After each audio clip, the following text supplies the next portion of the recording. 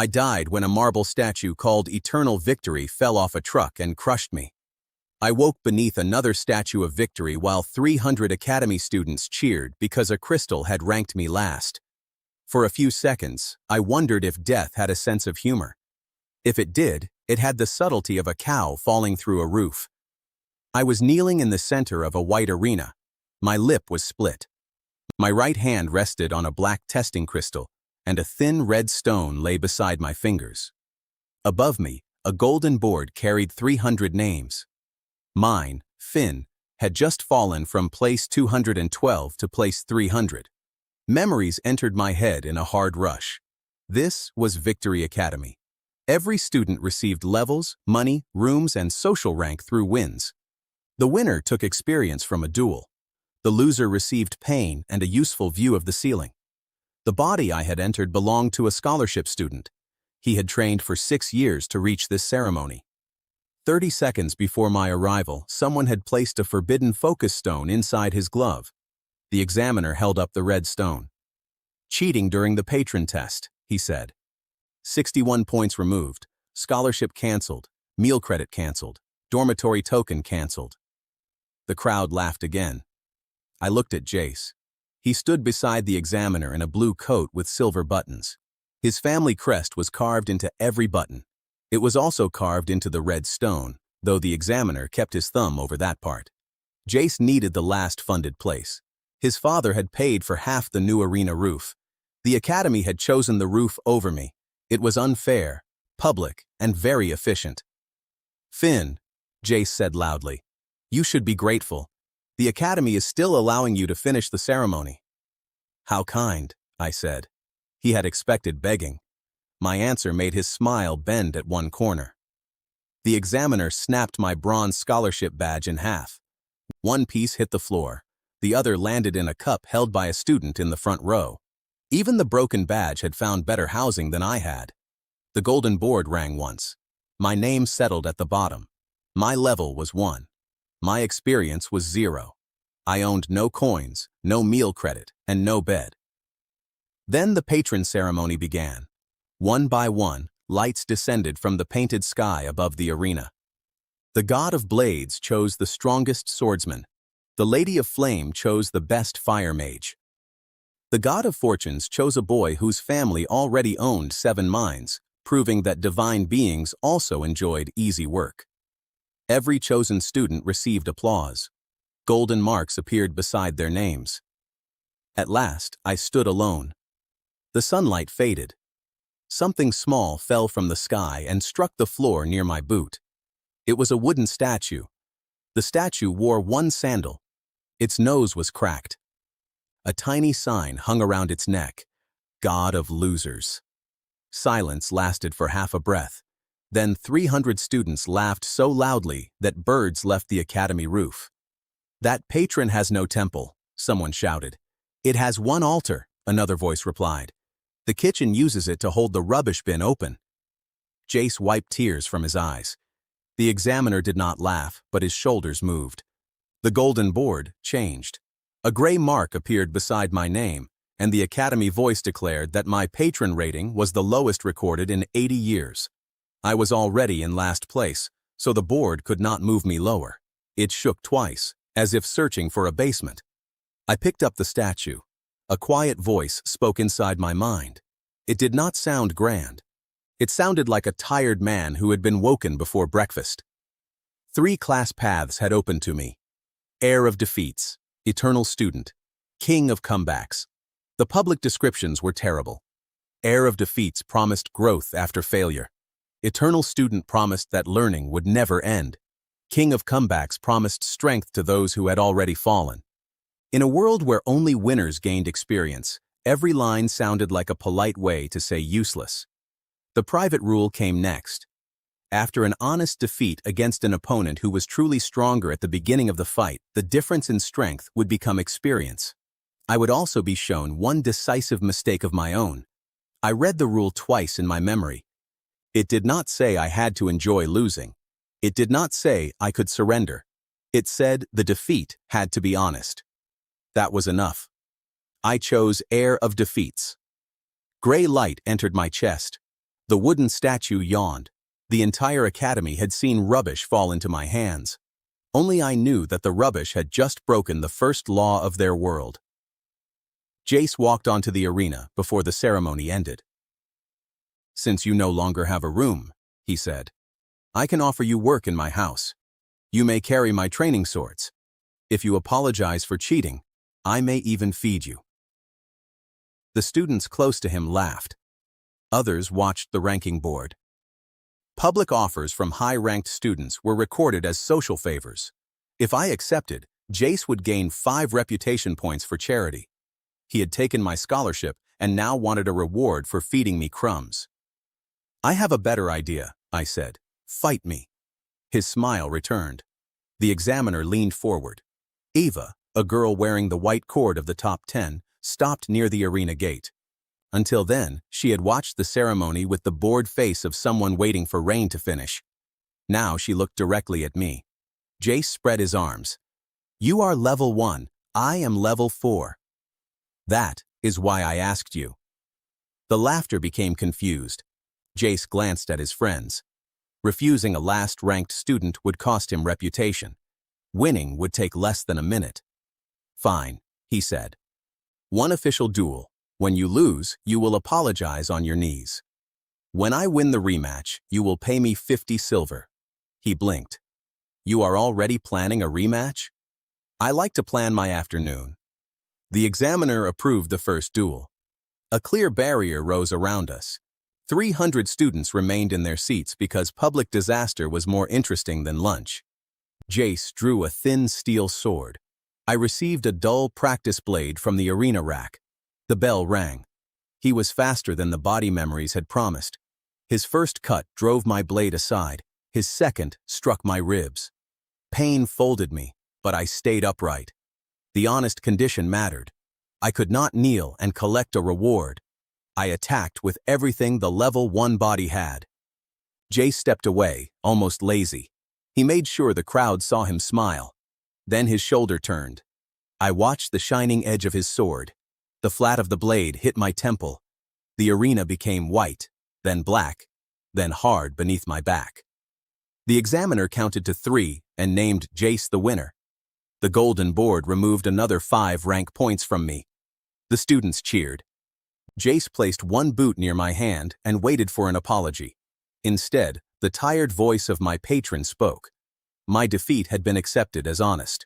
The difference between level 1 and level 4 had become 180 experience. My level rose from 1 to 3. My strength increased from 10 to 18. My speed increased from 9 to 16. My mana increased from 6 to 11. Then, the lesson arrived. My decisive error was simple. I watched Jace's sword. His shoulder revealed the attack almost half a second earlier. I opened my eyes. Eva stood just outside the barrier. She was the only person who noticed the gray light moving under my skin. "Apologize," Jace said. I sat up. My head felt like a bell that had been struck by an angry cook. "The duel required an honest fight," I said. "Not an apology. You lost." I noticed. The crowd laughed at me again, but less loudly. I stood without help. Jace expected my legs to shake. They did not. Level 3 strength held the body together. His expression changed first. Then Eva's did. She looked from my feet to my shoulders, measuring the difference. She had watched a level 1 student fall. A level 3 student had stood up. The Academy Crystal did not display private levels unless a student agreed. The crowd saw only that I had recovered too quickly. "Sunset," I told Jace. "Same arena, 50 silver." He laughed because everyone was watching. "Make it official. I will enjoy beating you twice." The rematch appeared on the public board. Bets opened at once. 97 students placed money on Jace. 3 placed money on me by mistake and tried to cancel. Eva followed me when I left the arena. "Your breathing changed," she said. "I started using it. Your steps changed too." I had a useful morning. She moved in front of me. Her dark hair was tied high, and a narrow training spear rested across her shoulders. "You gained levels after losing." It was not a question. I looked at the golden cord on her sleeve. Eva was ranked 6th. If she wanted to report me, she could earn 10 reputation points. I learned something after losing, I said. She waited for more. I gave her nothing. At last, she nodded. Good answer. If you had explained a secret to someone you met 1 minute ago, I would have hit you myself. She took me behind the old greenhouse. A narrow yard held a pile of cut wood and a training post with most of its stuffing missing. Jace uses 4 opening attacks, she said. All begin at the shoulder. Show me what you saw. For 3 hours, Eva attacked with a wooden rod. I did not watch the rod. I watched her shoulder. The first strike hit my ear. The second hit my ribs. The third stopped 1 finger from my nose. By the 20th, I moved before the rod did. By the 50th, I could tell a high strike from a low one. By the 100th, Eva smiled. Again, I said. You have a duel in 2 hours. Then we have time for 40 more. She stared at me, then laughed once. Everyone thinks you like losing. I hate losing. You looked happy on the floor. I had just been paid 180 experience. That was more truth than I had planned to give her. Eva lowered the rod. So that is it? Part of it. Can you throw a fight? No, it has to be honest. Can you farm the same weak student? They must be stronger. Her smile faded. She understood the cost before anyone else did. Then every lesson hurts. Most useful lessons do. She did not pity me. That was the moment she became the first person in this world I trusted. At sunset, the arena was full again. Students stood on the stairs and along the roof. The betting board showed 280 votes for Jace and 11 for me. 9 students had chosen not to bet because they were studying. Nobody liked them. Jace entered wearing a fresh blue coat. He tossed a purse to the examiner. 50 silver rang inside. You may hold it until Finn apologizes, he said. Hold it until I win, I replied. The crowd made the low sound people made when they smelled a surprise but had not found it yet. The bell rang. Jace attacked with the same first cut. This time, I watched his shoulder. I moved before the blade. My practice sword touched his wrist. His fingers opened from shock, but he caught the weapon before it fell. The arena went silent. Jace used his second opening. His shoulder dipped. I stepped outside the line and struck his ribs. 1 hit for the one he had given me. The crowd counted it aloud. Jace's face turned red. He stopped performing for the seats and attacked faster. That made his shoulder easier to read. I blocked 3 cuts. He pushed mana into the 4th. A second red focus stone hidden in his inner sleeve flashed. His speed jumped. Eva shouted a warning. The examiner began to rise, but the strike was already moving. I had seen the shoulder. I dropped under the blade, drove my practice sword between Jace's boots, and turned it sideways. His feet left the floor. He spun once and landed on his back with both arms spread. He looked like a blue table that had lost an argument with gravity. The examiner counted 1. Jace tried to stand. I placed the dull edge against his chest. The examiner counted 2. Jace pushed mana into the hidden stone again. It cracked. The red crystal shot from his sleeve, crossed the white floor, and stopped against the broken half of my scholarship badge. His family crest faced upward. 300 witnesses saw it. The examiner counted 3. The arena voice named me the winner. For 1 full second, nobody moved. Then, the golden board rang so hard that dust fell from its frame. My place climbed from 300 to 241. 40 ordinary experience from victory entered my body. Jace fell below 200. The academy restored my right to challenge ranked students. The students who had laughed in the morning shouted my name by sunset. Some did it because they liked me. Most did it because they had just watched a rich boy land like furniture. The examiner picked up the red stone. His face had the color of old milk. This requires investigation, he said. It required investigation this morning, Eva answered from the gate. Every listening crystal carried her words through the academy. Jace sat on the floor. He stared at his crest, then at me. His family had needed the scholarship contract, but his cheating had now been shown to every donor. I did not insult him. I did not need to. The board, the crowd, and the red stone had done the work. The examiner handed me the purse. 50 silver was the first money I owned in this life.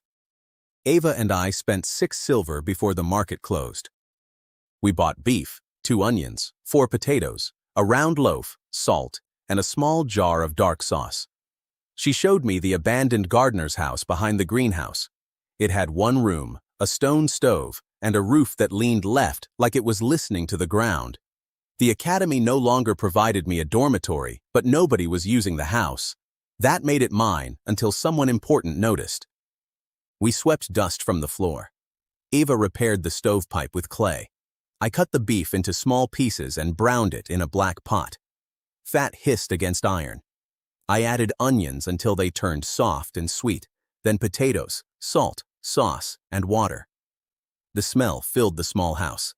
Outside, students repeated the story of the red stone.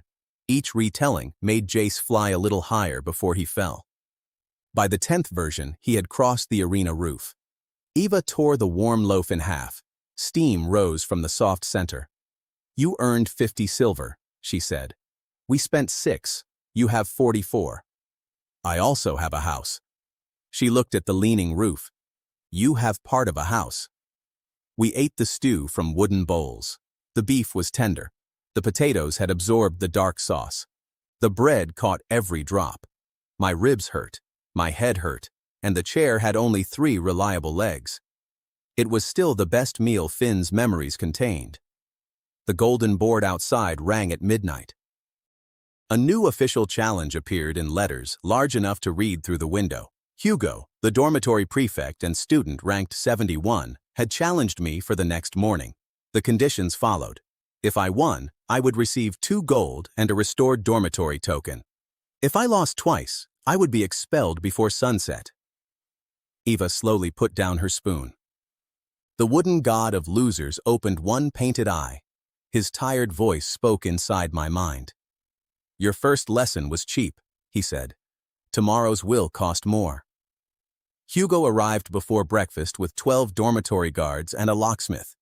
The locksmith looked at the gardener's house, looked at its leaning roof, and seemed offended that anyone wanted to lock it. Hugo wore a green prefect coat. A silver key hung from his neck. He was broad, level 7, and ranked 71. Unlike Jace, he did not smile for the crowd.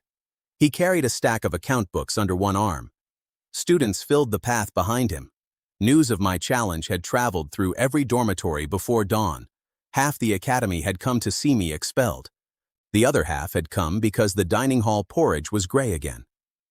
"This building belongs to the dormitory office," Hugo said. "It belonged to Spiders yesterday. The Spiders did not disrupt the ranking system." He showed me an official contract, 2 duels before sunset. If I won either one, I received 2 gold and a dormitory token. If I lost both, I left the academy. The contract had already been approved by Director Hale. "Why do you care?" I asked. Hugo glanced at the watching students. "The houses share prize money based on stable rankings. Yesterday you moved 59 places in one fight. 7 betting pools failed. 2 dormitories cannot pay for winter coal if this continues."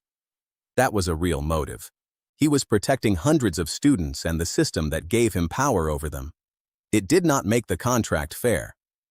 "Then bet on me," I said. Someone in the crowd laughed. Hugo did not. "The first duel begins in 1 hour. The second begins immediately after the first." There was the trap. He had watched Jace give me an afternoon to train. Hugo would not repeat the mistake. He wanted 2 defeats before I could correct the first one. Eva stepped out of the house holding 2 bowls of reheated stew. "The contract says both duels must happen before sunset," she said. "It does not say immediately." Hugo's eyes narrowed. Eva showed him the bottom line. She had read the whole contract while I slept. The students leaned closer. Hugo had written the challenge himself. He could not change it after both sides had seen it without losing 50 reputation points. "Finn may wait until sunset," Hugo said. "It will not matter." He turned to leave. "Take the lock," I told the locksmith. "The Spiders may want privacy." The first duel used the old dormitory court. Its floor was made from square stone plates. Some sat higher than others. Thin lines of blue mana ran between them. Hugo had managed that court for 3 years. He knew every loose stone. By the time I arrived, more than 200 students surrounded the barrier. The golden board projected our names over the court. My rank of 241 looked very small beside Hugo's 71. Jace watched from the back with his blue coat closed tightly over both sleeves. Nobody stood near him. Hugo placed his account books beside the referee. "You may surrender now," he told me. "One loss will be recorded. We will complete the second, and you can leave with your bones intact." That would not be honest. You say that as if honesty helped you yesterday. Several faces turned toward the red focus stone now sealed in an evidence box. Hugo noticed and closed his mouth. The bell rang. He fought with a heavy wooden staff. I used the same dull sword as before. Hugo struck the floor. Mana ran through the blue lines. 3 stone plates rose, 2 dropped. My right boot landed at an angle, and his staff hit my shoulder. I rolled with the blow. He did not let me recover. The staff swept low. The floor shifted again. I jumped over the staff and landed on a plate that sank under my weight. Hugo's next strike hit my chest. Air left my lungs. The crowd roared his name. His dormitory guards beat their hands against the barrier. I attacked, honestly. Every step demanded a choice between watching Hugo and watching the floor. When I watched him, a plate moved. When I watched the stone, the staff arrived. He had built a battlefield that punished attention itself. I reached him once. My sword touched his coat, but his boot stamped a hidden line. The stone beneath me tilted like a tray in the hands of a drunk waiter. My balance broke. Hugo turned the staff and struck the side of my head. I hit the floor. A rising plate threw me into the air, and I landed outside the white boundary. The referee named Hugo the winner. His dormitory students cheered. My place fell by 9 points. The golden board showed 250. Hugo picked up his staff and pointed toward the starting marks. "Again," he said. The gray voice spoke before I answered. The defeat was honest. The difference in level, control, and field advantage became 420 experience. My level rose from 3 to 5. My strength increased from 18 to 26. My speed increased from 16 to 23. My mana increased from 11 to 19. The lesson followed. I carried my weight over my front foot before every change of direction. On stable ground, that made me fast. On moving stone, it made me helpless. Then the patron added a condition I had not heard before. An unchanged opponent could provide only one complete lesson. Until Hugo became stronger or changed his method, another defeat would give me no experience and no correction. There would be no safe farm. Every opponent was a book I could read once. Hugo raised his staff. "The second duel begins now." "At sunset," I said. The crowd shouted. Some called me afraid. Others demanded the second fight before their morning lessons. I stood slowly. My chest hurt with every breath, but level 5 strength filled my arms and legs.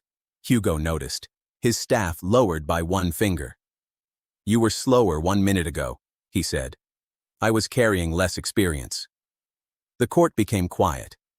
Ava pushed through the gate and handed me my coat. She looked at my eyes, then at my feet. "What was it?" she asked softly. "My weight is too far forward." "Can you fix it by sunset?" "We have 8 hours." That was not my question. "Yes." Hugo watched us leave. He had won exactly as planned, but his face looked like a man who had opened an umbrella indoors and heard thunder. We went to the market first. I had 44 silver. A shoemaker sold thick training boots with flat iron strips under the soles. They cost 20 silver. Eva argued him down to 18 by pointing out that the left boot squeaked. "The squeak is a feature," the shoemaker said. "Does it frighten enemies?" Eva asked. "It frightens mice." Finn is fighting Hugo, not a mouse. We paid 18. The boots were heavy. They forced my heels down and spread my weight across the whole foot. I had 26 silver left. Eva led me to the kitchen stairs behind the dining hall. The stones were wet from morning washing. She tied a rope to a sack of flour and pulled it across the steps while I moved up and down. The first time the sack struck my ankle, I fell into a bucket. 3 kitchen workers saw it. By lunch, the story claimed Hugo had already knocked me into a barrel. Public news in the academy traveled faster than light and carried less accuracy. I trained with my weight centered, heel, middle, toe. Never lean until the ground had answered. Ava pushed my shoulder without warning. I caught myself. She swept a broom at my knees. I stepped over it. She pulled the flour sack. I shifted back and let it pass. After 2 hours, she poured another bucket of water down the stairs. "Was that necessary?" I asked. "No," she said. "It was satisfying." At midday, the kitchen workers allowed us to use a side stove in exchange for repairing the bent bucket. We bought chicken, rice, 2 carrots, garlic, and a small piece of butter for 8 silver. I cut the chicken into thin pieces and cooked them until the edges turned brown and crisp. Eva crushed garlic with the flat of a knife. We stirred it into melted butter, then poured it over the rice. The carrots cooked with a spoon of honey until they shone. We ate on the back step with our bowls balanced on our knees. The chicken skin cracked softly. The rice carried the garlic and butter. The carrots were sweet enough to make the kitchen workers stare through the window. I had 18 silver left, 2 working boots, and 5 hours. "You could leave," Eva said. "Level 5 is enough to enter a smaller academy. This academy owes me a scholarship. That is a bad reason to risk expulsion." "Then I also want the 2 gold." She smiled into her bowl. "That reason is honest."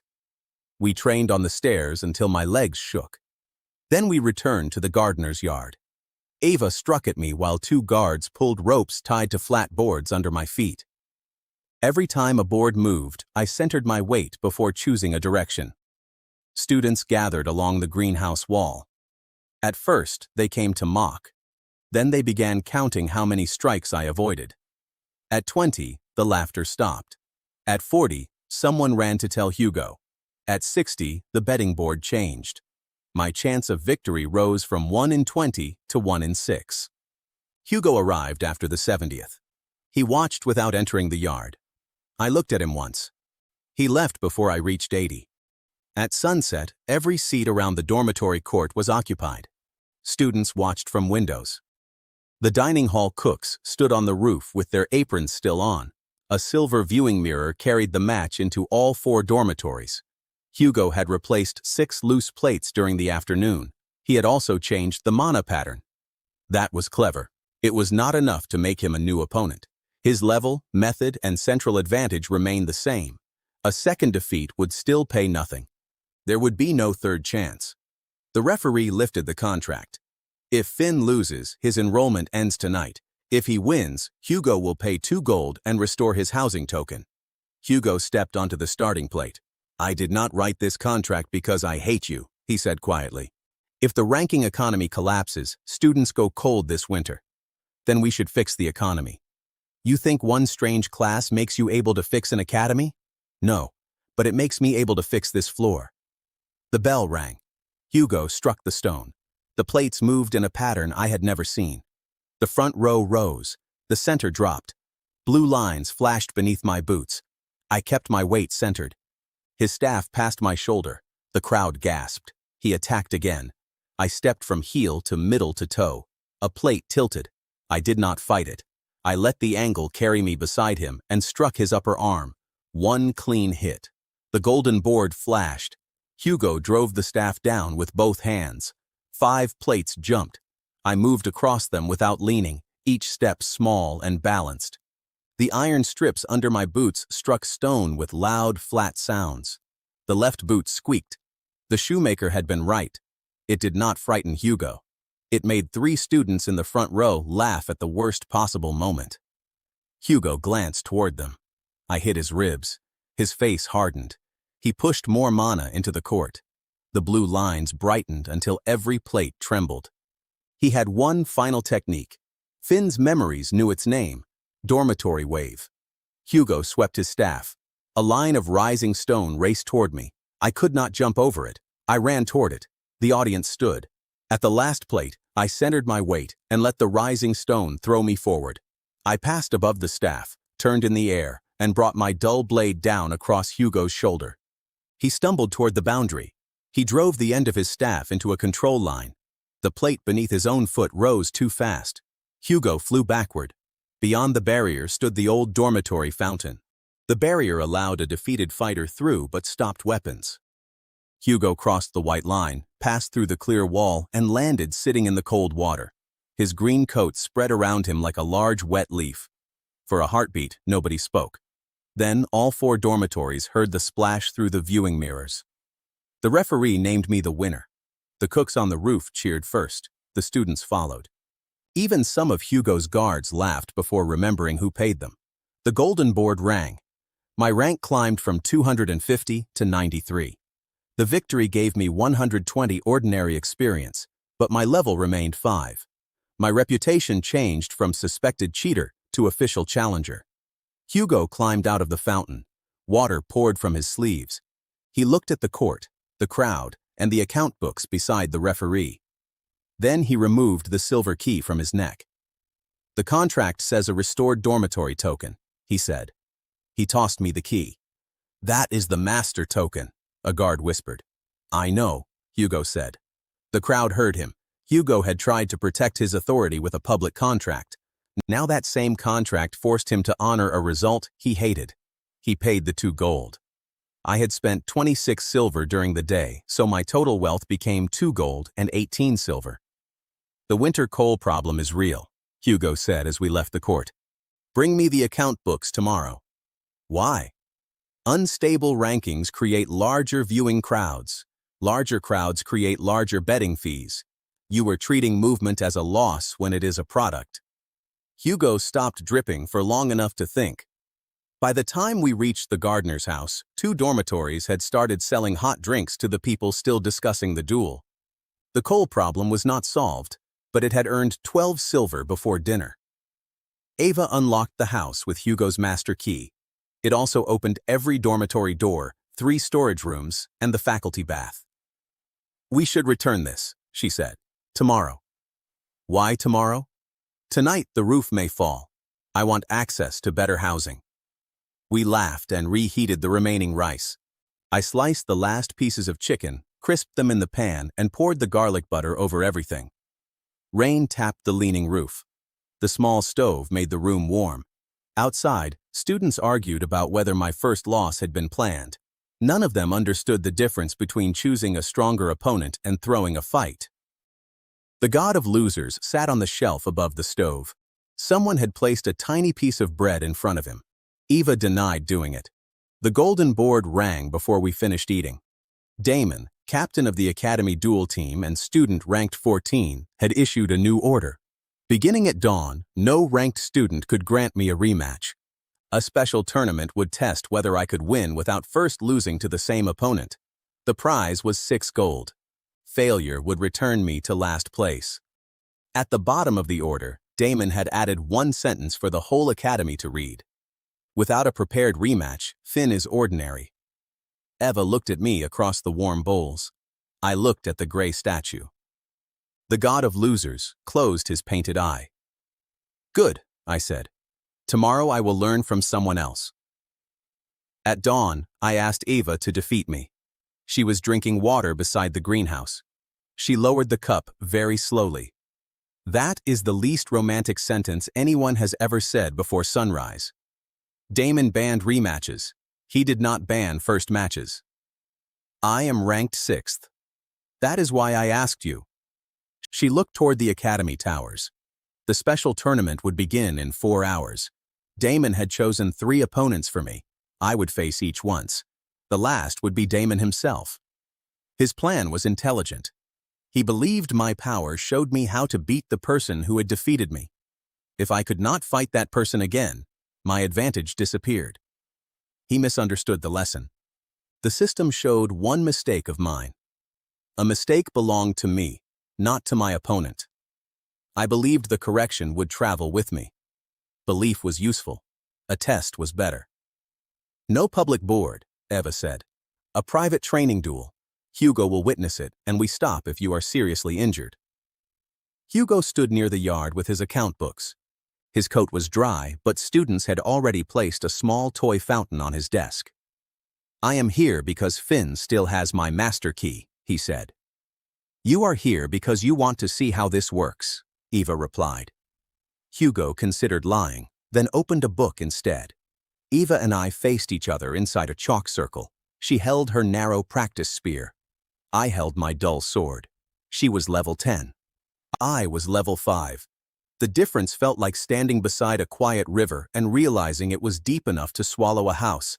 Fight honestly, she said. Always. Hugo dropped his hand. Eva's spear moved. I watched her shoulder. The point came high. I blocked it. She shifted her footing. I kept my weight centered and avoided a low sweep. For the first 10 breaths, every lesson worked. Jace had taught my eyes.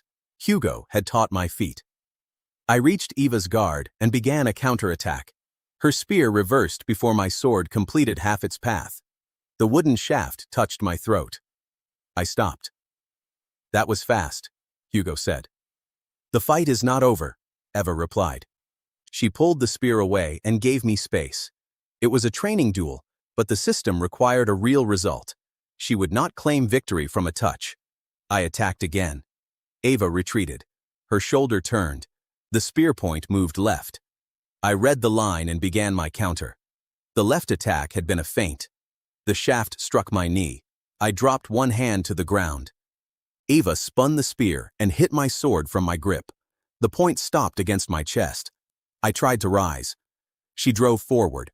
I left the chalk circle and landed on my back in the wet grass. Hugo named her the winner. No crowd cheered. No rank points moved. A bird on the greenhouse roof gave one short call, which felt unnecessary. The gray voice spoke. The defeat had been honest. The difference between level 5 and level 10 became 760 experience. My level rose from 5 to 8. My strength increased from 26 to 40.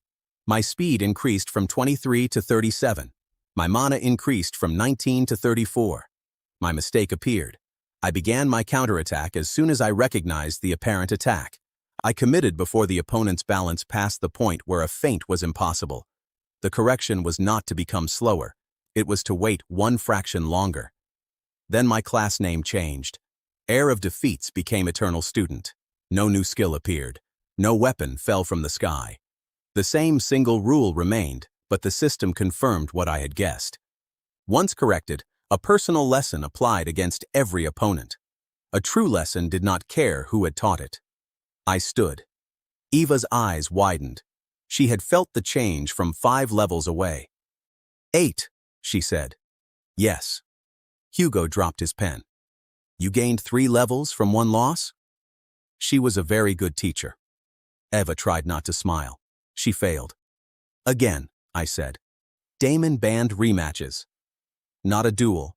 Practice the moment before commitment. For the next hour, she gave me feints. I did not attack when her weapon moved. I watched her center, shoulder, hips, planted foot. Only when her balance crossed forward did I answer. At first, I waited too long and got hit. Then I attacked too early and got hit. Finding the correct fraction of a second required many smaller failures. They gave no experience. They still taught me. Hugo recorded every exchange. After 50, he closed the account book. Damon's rule will fail, he said. You could warn him, Eva said. Hugo looked toward the arena, where workers were hanging banners that declared the end of my trick. He did not warn me about the fountain. We ate breakfast in the gardener's house. Eva cooked while I wrapped my knee. She cracked 6 eggs into the iron pan. The edges turned crisp in butter. She placed thin slices of cheese over the top until they melted, then added black pepper. I toasted thick pieces of bread directly over the stove and rubbed them with garlic. Hugo brought hot milk from the dormitory kitchen. Eva stirred in honey. The warm food filled the room with a soft smell of butter and bread. I had spent 18 silver repairing the roof and buying breakfast supplies. My money now stood at 2 gold exactly. Eva placed an egg on my plate. You trusted me to hit you hard enough, she said. I trusted you to stop before killing me. That is not the same thing. It is a useful beginning. She looked at me for a long moment. Then the old roof leaked one cold drop directly into Hugo's cup. The moment ended. Hugo stared at the ceiling as if it had joined a conspiracy. By mid-morning, the main arena held all 300 students, 60 teachers, and 12 invited donors. Damon had turned my test into the largest event of the term. The dormitories sold hot tea, meat rolls, and seat cushions. Hugo's coal fund earned 1 gold before the first bell. My unstable ranking had become his most profitable product. The golden board displayed Damon's sentence above the gate. Without a prepared rematch, Finn is ordinary. Students repeated it as I entered. Some wore small gray ribbons for the god of losers. Others had painted the word ordinary on boards. Damon waited in the central seat. He wore the red cord of the dual captain. His face was calm. He was level 11, ranked 14, and famous for studying every opponent before a match. He had spent the night studying me. I had spent the morning changing. The first chosen opponent carried a tower shield. He was ranked 87, 6 places above the rank I had held at dawn. 1 duel, the referee announced. No rematch today or during the next 30 days. The shield fighter struck the metal face with his fist. "You cannot learn me fast enough," he said. "I do not need to learn you," I replied. The bell rang. He charged. Yesterday, I would have watched the shield. Today, I watched the shoulder visible above it and the feet below it. His weight moved forward. It passed the point of a feint. I waited 1 fraction longer. Then I stepped aside. His shield passed me. My sword touched the back of his knee. His leg folded and his own weight carried him across the boundary. The duel lasted 6 seconds. The crowd made no sound until the referee named me the winner. Then, the entire left side of the arena stood at once. The board marked my first victory without a rematch. Damon leaned forward. The result moved through the academy before my next opponent reached the gate. Students in the dining hall abandoned their bowls and ran toward the viewing mirrors. A teacher who had called my class a dangerous joke quietly removed his written lecture from the notice wall. The betting board changed my chance of completing the tournament from 1 in 16 to 1 in 4. Hugo's sellers raised the price of hot tea by 2 copper. He saw me looking and lowered it again before the crowd could notice. Jace stood alone beneath the upper arch. When 2 younger students repeated his old claim that I had cheated, he pointed toward the sealed red focus stone and told them to watch the arena instead. It was not an apology, but it was the first useful thing he had done for my reputation. Damon heard every reaction. His rule had been designed to protect the academy from reckless challenges. Instead, hundreds of students had just watched a corrected lesson defeat a stranger in 6 seconds. For the first time, doubt crossed his face. The second opponent was a fire mage ranked 52. She had no romantic interest in me, and I had no time to develop one while fire crossed the arena. Her first spell formed 3 burning spheres. The crowd moved back from the barrier. She sent 1 high, 1 low, and kept the third near her shoulder. The high sphere was a feint. The low sphere forced my feet. The third carried most of the mana. I waited for her balance to commit. When her casting hand pushed forward, I ran toward the low flame. Centered weight let me change direction on the last step. The fire passed my coat. Heat bit my arm, but the spell did not stop me. I reached her before she formed another sphere. The dull blade touched her shoulder. She tried to step away. I turned the sword and hooked the loose end of her training belt. 1 pull carried her across the boundary. The referee named me the winner. This time the shout hit like a physical wave. My name moved from 93 to 48. Students tore the ordinary signs in half. The pieces fell around Damon's seat. The fire mage bowed once before leaving. She had fought fairly. I returned the bow. Damon stood. "You gained strength before the tournament," he said across the arena. His voice traveled through the listening crystals. "Yes." "From whom?" Eva lifted one hand from the 6th-ranked seats. The arena turned toward her. Damon's jaw tightened. "You broke my order." "Your order forbids rematches," she said. "Finn and I fought once." Laughter moved through the seats. It was not loud, but Damon heard every part of it. He stepped into the arena. Then I will correct my own mistake. He removed the captain's red cord and handed it to the referee. If Finn defeats me without first losing to me, I will resign as duel captain. The statement appeared on the golden board. That was Damon's strength. When a plan failed, he did not hide behind it. He raised the stakes and adapted. The final duel began. Damon used 2 short swords. His style changed every few breaths. He had copied Jace's shoulder feints, Hugo's shifting footwork, and Eva's delayed thrusts from public records. The first sword attacked high. The second waited. I watched his center. He committed. I blocked high and stepped away from the hidden low cut. Metal rang. The crowd counted each exchange. At 10, neither of us had landed a clean hit. At 20, Damon cut my sleeve. At 30, I struck his wrist.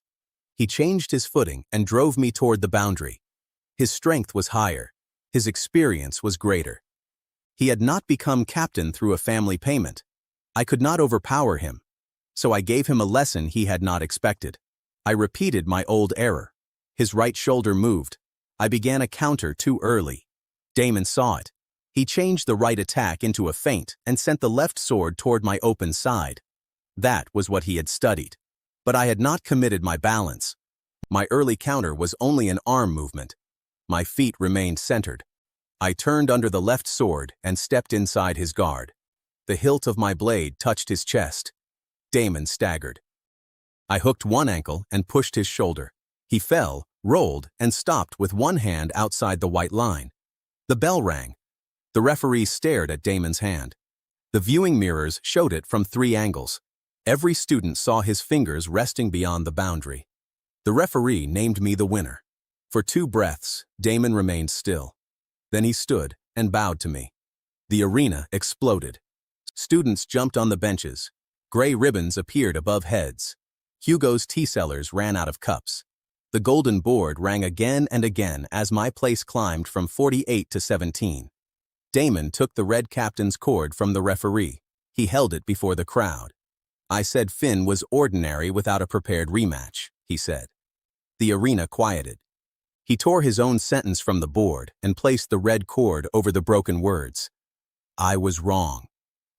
The admission traveled through every listening crystal. His public defeat became complete, but it did not make him small. Several students who had mocked me lowered their signs. The academy paid the 6 gold prize. My total wealth became 8 gold. My 3 tournament wins gave 200 ordinary experience, but my level remained 8. My reputation rose from official challenger to academy contender. The class voice spoke once. Eternal Student had recorded 3 corrected mistakes. No new power arrived. I simply owned 3 habits that no longer controlled me. Eyes on the shoulder, weight at the center, patience before commitment. Ava met me at the gate. You used your old mistake as bait, she said. Damon studied who I was yesterday. And who are you today? Hungry. She laughed and took my uninjured arm. We did not reach the food stalls. The sky above the arena turned gold. A door of light opened over the highest tower. 6 armored figures descended on a platform marked with the sun crest of the capital temple of victory. Their leader wore white armor and a long gold coat. His name appeared on the board before his boots touched stone. Felix, capital auditor, temple champion, level 13. The cheering died. Felix looked at the torn sentence, Damon's abandoned cord, and my name in 17th place. Then he raised a sealed order. By authority of the Temple of Victory, he said, every result earned by the patron called God of Losers is invalid. Finn's rank, prizes, and enrollment are frozen until a divine audit is complete. The 8 gold in my purse turned cold. The golden board erased my name. Felix smiled at the silent academy. Tomorrow, he said, we will prove that defeat teaches nothing. By sunrise, Felix had placed my 8 gold inside a glass box in the center of the academy square. My scholarship badge, dormitory key, and tournament record lay beside it. 4 temple guards surrounded the box. A white sign called the display evidence of fraudulent advancement. Students circled it on the way to breakfast. Yesterday, my name had stood at rank 17. That morning, the board showed an empty line. Students who had worn gray ribbons hid them inside their coats. Teachers who had congratulated me looked at the ground. Public opinion was brave when authority stood far away. Felix had brought authority down on a golden platform and parked it beside the dining hall. I walked to the glass box with Eva, Hugo, and Damon. Jace watched from the opposite path. He had not joined us, but he no longer laughed. Felix waited beside the evidence. Without his ceremonial coat, he looked younger than I expected. He was perhaps 25. A sun emblem covered the chest of his white armor. "You seem calm," he said. "The money is still there. It will return to the academy after your expulsion. Then it will still be there." Felix tapped the glass. "Do you understand what your claim threatens? The temple certifies winners. Families pay 10 gold for a basic victory blessing. Commanders pay 100 for a war blessing. That income trains healers, funds academies, and keeps the capital walls protected. It also buys very white armor." Hugo coughed into one fist. Damon looked away. Eva did not bother hiding her smile. Felix's expression remained flat. 300 basic blessings are sold through this academy every year. If students believe loss can replace victory, the temple loses at least 3,000 gold before winter. Your class is either fraud or poison. That was the capital version of Hugo's coal problem. A system had been built around one rule. I was not merely breaking the rule. I was changing the price of everything attached to it.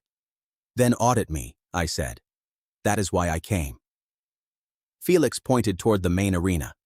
2 temple fighters waited at its gate.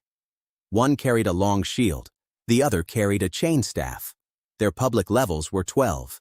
Felix's was 13. "You will face the victory formation. 3 fighters, 1 unit. The first measure begins at noon. The second begins at sunset." Eva stepped closer to the contract displayed beside the box. "Why 2 measures?" "Temple law grants every disputed class 1 appeal. So he receives a rematch." Felix's eyes moved toward her. "A formation is not one person. It changes with every arrangement.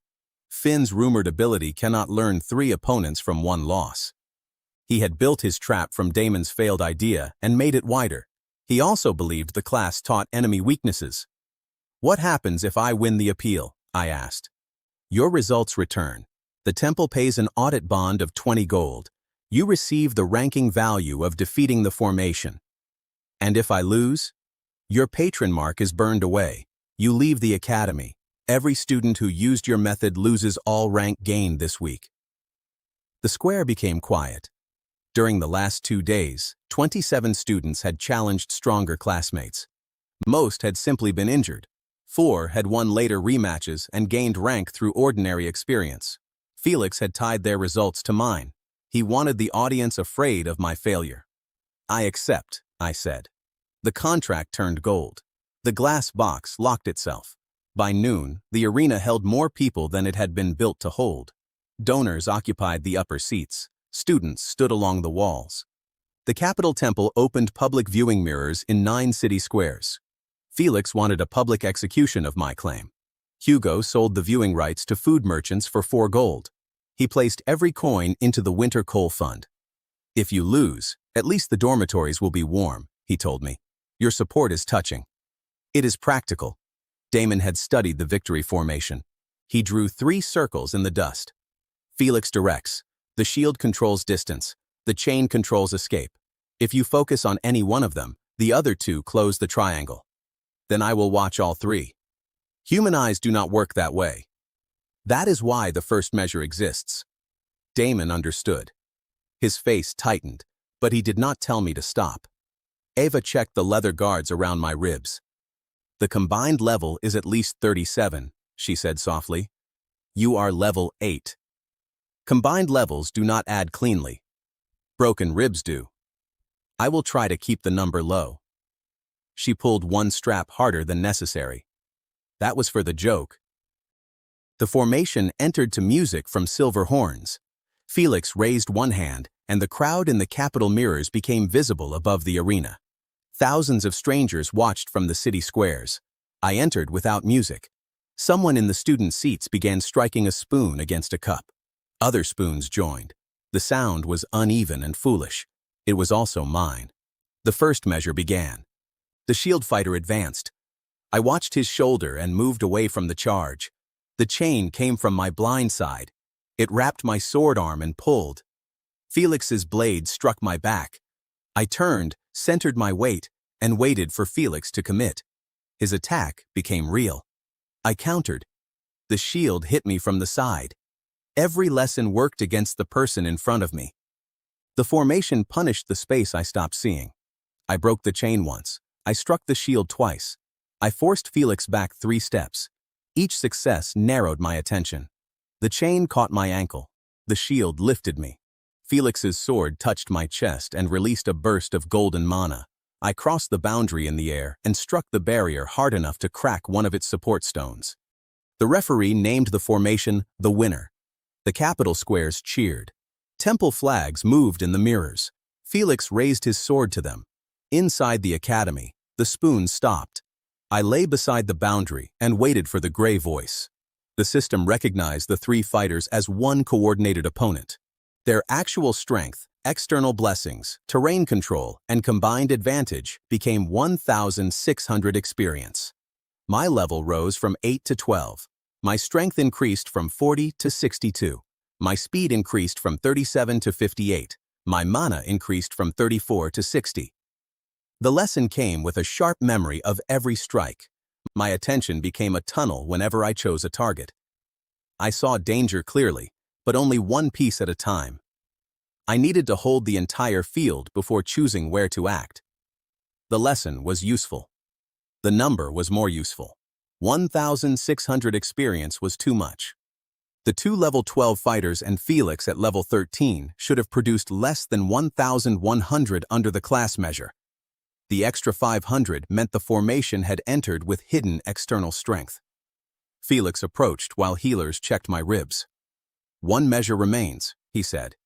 "You may surrender and keep your patron as a private faith. You will only lose your academy place." I sat up. "Your formation is carrying 500 experience worth of concealed blessing." His expression did not change. The nearest students stopped talking. Eva knelt beside me. "Are you certain?" "The lesson measures real difference, not declared level." She stood and faced the audit mirror. "Temple law requires equal disclosure of external power." Felix looked toward the capital viewers. "The claim is the guess of a defeated student." "Then test it," Eva said. The arena possessed an old mana scale beneath the referee's platform. It was used to verify enchanted weapons. Felix could refuse, but refusal during a public divine audit counted as admission of hidden power. Thousands of people waded through the mirrors. Felix placed his sword on the scale. The weapon showed no hidden enchantment. He held out his hands. His armor showed no illegal marks. The crowd in the capital began laughing at my claim. Eva watched the golden light running between the 3 fighters. "Not the equipment," she said. "Test the formation seal." For the first time, Felix hesitated. Damon saw it. Hugo saw it. The referee saw it. The temple had blessed the relationship between the fighters, not any single object. The power existed only when all 3 stood together. They stepped onto the mana scale. The needle passed the declared limit by 38%. The capital mirrors went silent. Felix's perfect white armor suddenly looked less white. "A standard reinforcement," he said. "An undisclosed reinforcement," Damon answered. His words traveled to all 9 city squares. The audit contract flashed. The bond increased from 20 gold to 24 as an automatic penalty. The formation could keep the blessing, but its real power became public. Felix had come to expose a fraud. Before noon, his own hidden advantage stood on every viewing mirror in the capital. The students began striking their spoons again. I had 4 hours before the appeal. Level 12 strength closed the worst bruises, but it did not remove the pain. Eva and Damon took me to the empty dining hall. Hugo borrowed 6 serving trays, 3 bells, and 12 kitchen workers. They built a training field between the tables. Damon attacked from the front. Eva moved at my left side. Hugo rang bells behind me. The kitchen workers rolled apples across the floor and threw folded towels from the balcony. My task was not to block everything. It was to name everything before choosing one action. Spear left, I said. Bell behind. Apple near my right foot. Damon pretending not to enjoy this. The towel hit my face. You missed the balcony, Eva said. We repeated it. At first, I turned my head toward every sound. That only moved the tunnel. Then, I stopped staring. I softened my focus. Movement at the edges became clear. Footsteps carried position.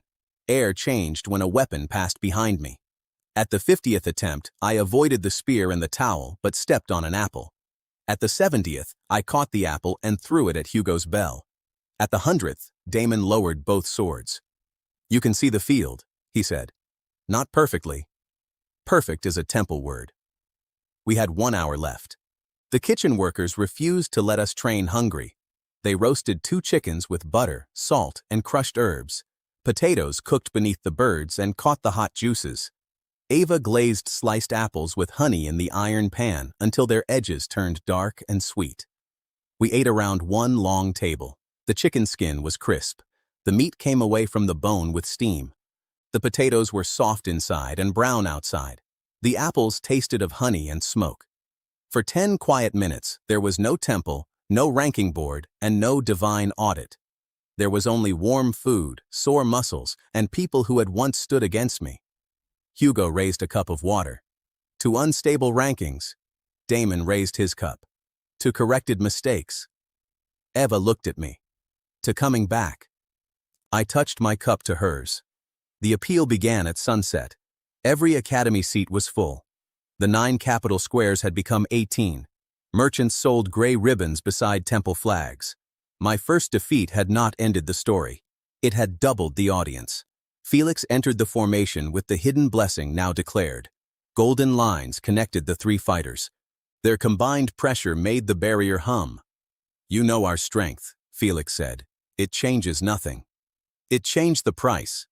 The audit bond of 24 gold glowed above the arena. The bell rang. The shield advanced. The chain moved wide. Felix held the center. I did not choose a target. I held the field. Shield ahead. Chain to the right. Felix 2 steps behind. Boundary 6 steps left. Loose sand under my heel. The shield committed. I moved left. The chain followed.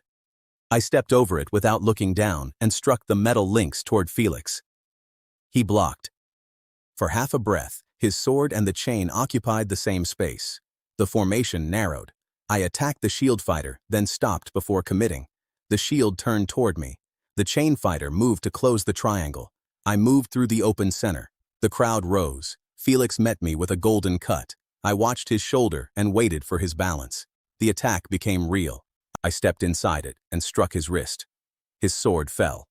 The shield came from my left. I centered my weight and let the impact turn me instead of stopping me. My sword caught the chain and pulled it around the shield's edge. The 2 temple fighters became tied together for 1 second. 1 second was enough. I kicked the shield into the chain fighter. Both crossed the boundary. The clear barrier released them into the officials' table. Felix remained. The formation seal broke. His hidden blessing vanished. He was still level 13. I was level 12. He attacked with anger for the first time.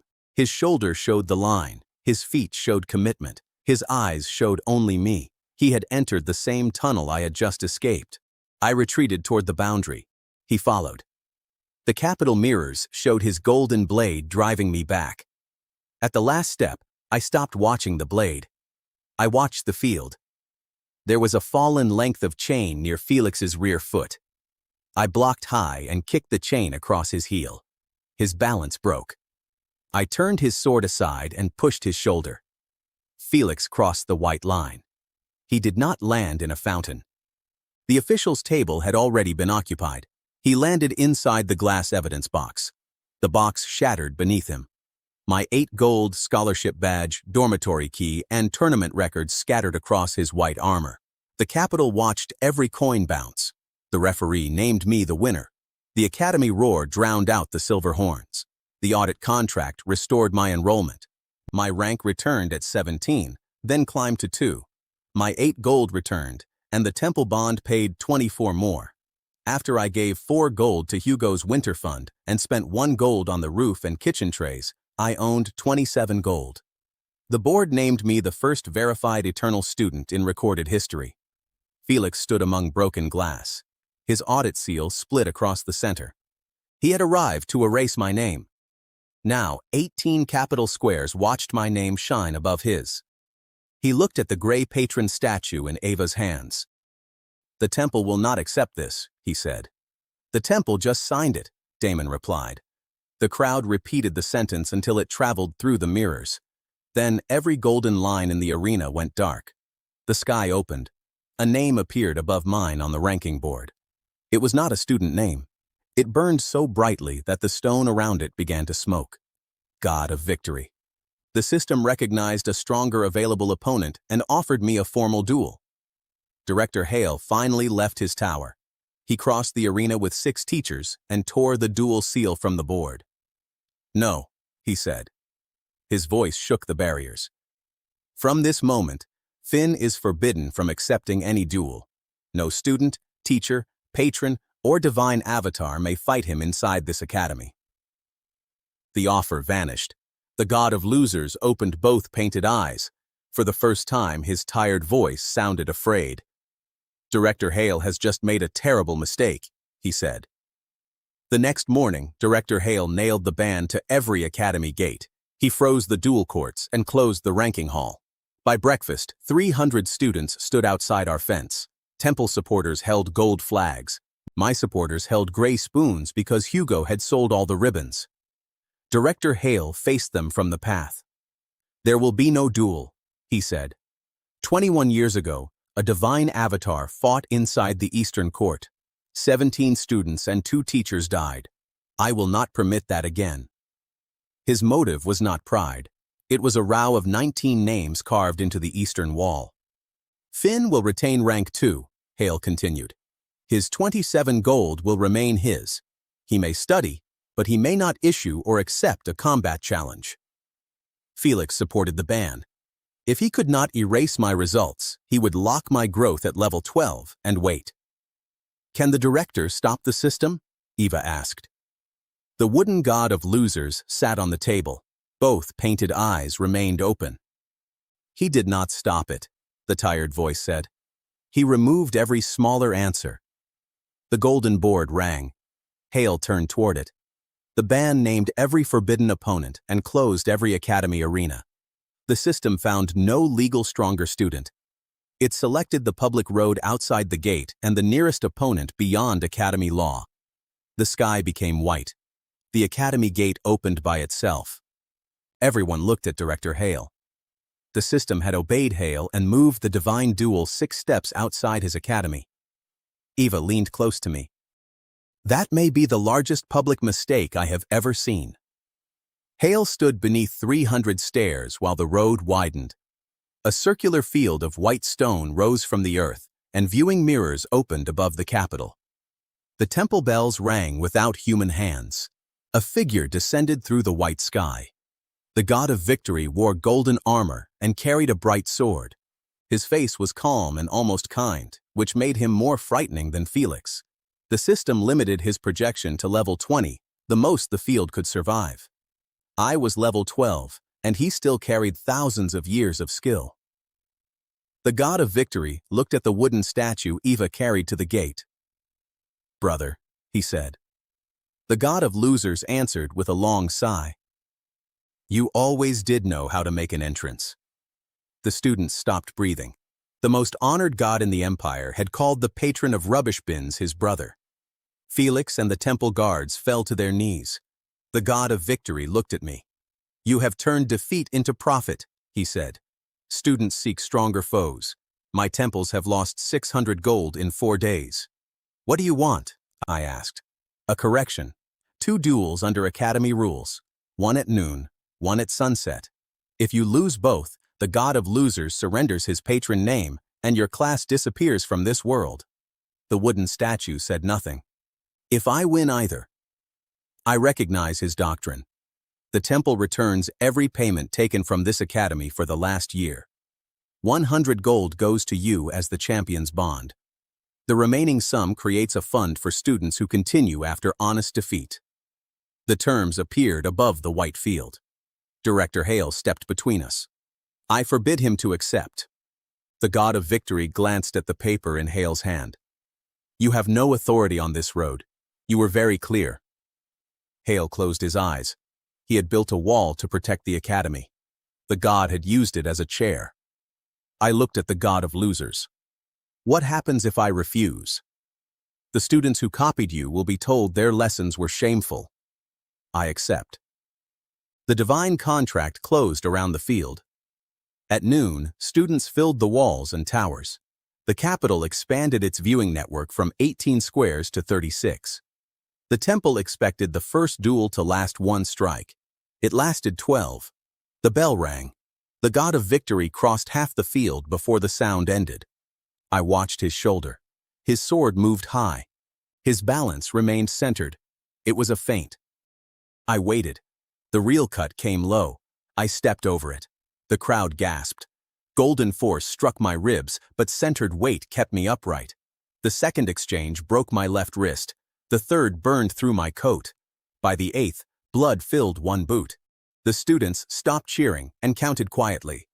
On the 12th, I saw his shoulder turn. I saw his weight commit. I saw the whole field. I attacked with everything I had because the world was watching, and I needed to prove that my method could defeat even him. The god smiled. His sword disappeared from the line I had read and reappeared against my chest. Golden force lifted me from the ground. I crossed the boundary and struck the road outside the field. The referee named the god of victory the winner. The capital erupted and temple bells rang. Inside the academy, nobody moved. My rank fell from 2 to 3. The system recorded my first divine defeat. My wrist was broken, 3 ribs were cracked, and I could not draw a full breath. Then the gray voice spoke. The divine projection qualified as a truly stronger opponent. Its real skill, level advantage, and perfect field control became 4,800 experience. My level rose from 12 to 16. My strength increased from 62 to 90. My speed increased from 58 to 86. My mana increased from 60 to 95. The lesson followed. My decisive mistake was not in my eyes, feet, timing, or awareness. I had fought the result. My need to prove the class made my final attack obvious before my body moved. The god of victory had read my need for victory. He had defeated me with his own doctrine. I opened my eyes. The god looked surprised. He could feel level 16 power where level 12 had fallen. 4 levels, Eva whispered beyond the barrier. 36 capital squares repeated her whisper. The temple celebration stopped 1 square at a time. The god of victory lowered his sword. Now you understand the distance, he said. Yes. Will you return at sunset? I tried to stand. My broken wrist failed under me. Eva entered the field with the healers and put my good arm across her shoulders. He will answer after he can breathe, she said. Felix looked ready to faint on behalf of religion. The god smiled at Eva. You saw him before the rest. Yes. Then make sure he returns. Eva carried half my weight back through the academy gate. Director Heir waited inside. He held the torn ban. I tried to prevent this, he said. You moved it onto the road. I know. The director tore the ban in half before every witness. The Eastern Court has a reserve healing chamber, he said. I closed it after the old disaster. Use it. That violates temple orders, Felix said. I will not make a second public mistake for a man with a broken badge, Heir replied. The healing chamber closed the burns and set my wrist, but it could not restore energy. Magic repaired the road. The body still had to walk it. By mid-afternoon, I could stand.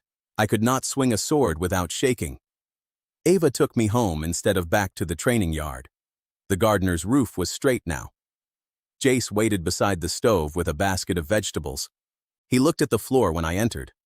I framed you, he said. I am sorry. Students watched through the open doorway. Jace had humiliated me publicly. He chose to apologize publicly. "Bring wood," I said. "Is that forgiveness?" "It is a heavy basket, and I have one useful hand." Jace brought wood. Ava cooked chicken broth in the black pot. She added onions, carrots, garlic, and thin noodles. The broth turned gold as it simmered. Damon sliced the warm bread. Hugo guarded the honey jar from the kitchen workers. The smell filled the house. I sat near the stove with a blanket around my shoulders. Ava poured the broth into a wide bowl. Soft noodles curled around pieces of chicken. Green herbs floated on top. She tore the bread, dipped it into the broth, and handed it to me. The first mouthful was hot and rich. Salt, garlic, chicken, and soft bread settled into the empty space beneath the pane. Outside, thousands waited. Inside, 5 people argued over whether Hugo had taken too much honey. That quiet hour gave me more strength than another 100 strikes. When the others left to prepare the road, Eva remained.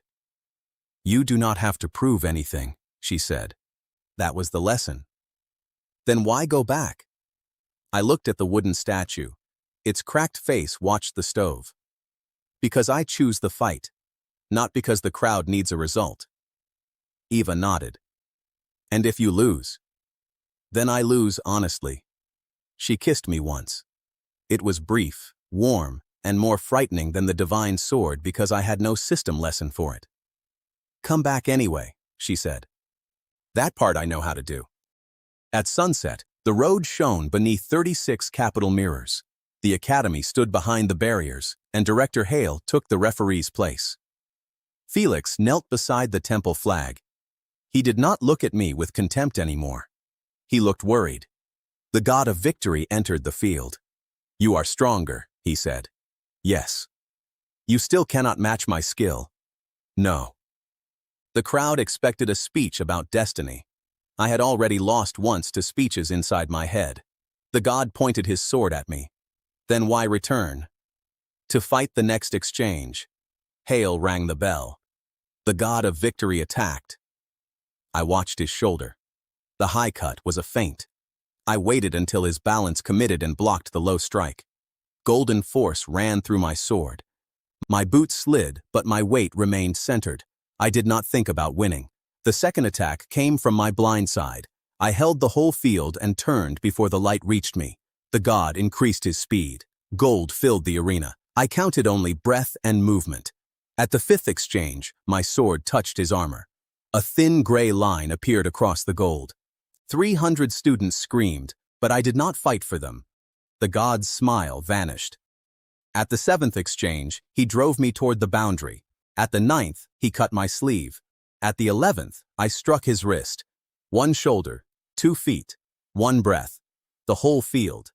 I noticed a silver repair line near the western boundary. It marked where my fall at noon had cracked the road. The system had widened the field over that fresh repair. It was strong enough for students. It had not been built for a god. I moved 1 exchange toward it. The god of victory followed. His doctrine did not permit retreat. His sword struck mine. The repair line flashed. I centered my weight. He advanced. At the western boundary, I began the early counter Damon had studied. The god had watched that record too. He turned his high cut into a feint and sent the real strike toward my open side. I waited 1 fraction longer. His balance committed. I guided his golden strike into the silver repair line. The white stone broke. 1 side of the field dropped the width of a hand.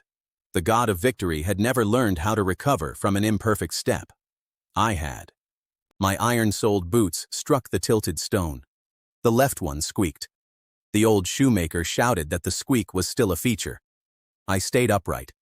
The god crossed the boundary. His golden boot touched the public road. Silence covered the academy and the Capitol.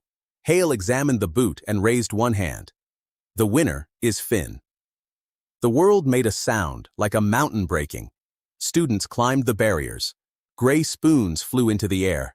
The temple bells stopped in the middle of a note. For the first time in his recorded existence, the god of victory had lost a formal duel. I waited for anger. He began to laugh. It was the surprised sound of someone who had found a door in a wall he believed complete. He returned to the field and knelt before the wooden god of losers. "Your doctrine stands," he said. The cracked statue lifted one wooden hand. It always stood. People usually left before the second attempt. Golden light covered the road. The temple paid the champion's bond. 100 gold joined the 27 I owned. The remaining payments funded rooms, meals, and training for 30 defeated students. My normal victory reward added 800 experience. My level rose from 16 to 17. My academy rank climbed from 3 to 1. Eternal Student changed its title to King of Comebacks. The single rule did not change. Honest defeat against a truly stronger opponent would still become experience, and one corrected mistake. No invincible weapon appeared. I simply received a longer list of people strong enough to teach me. Felix removed his cracked seal before the capital mirrors. Heir restored every frozen rank. Hugo announced that the Winter Coal Fund now held 12 gold. Jace's family lost its arena contract. Jace kept his place after returning the scholarship money and accepting 100 hours of public work. Hugo sent him to clean the fountain. The academy laughed. This time, Jace laughed too. Eva found me beside the eastern wall after dark. The 19 carved names were lit by small candles. Director Heir had added a new line beneath them. Defeat is not the end of a student. "What will you do with 127 gold?" Eva asked. "Repair the gardener's house again." "It is already repaired." "Then build a larger kitchen." She took my hand. Behind us, the first 30 funded students ate chicken broth around long tables. One had failed the same spell 11 times. Nobody called them rubbish. The god of losers received a clean shelf near the kitchen. The cook still used his old altar to hold the rubbish bin open. He refused to move it. "A god should remember where people found him," he said. That night, my name shone at the top of the board. 5 days earlier, 300 students had cheered because I was last. Now, they watched it change again. Far beyond the academy, 9 bells rang in the Capitol Hills. 9 champions stronger than level 17 requested formal lesson duels. The system asked whether the King of Comebacks wished to accept. Eva looked at the list, then at my healing wrist. "Not tomorrow," she said. I considered the 9 stronger opponents, the experience between us, and the one mistake each might reveal. Then I smelled fresh bread from the new kitchen. "Not before breakfast," I agreed.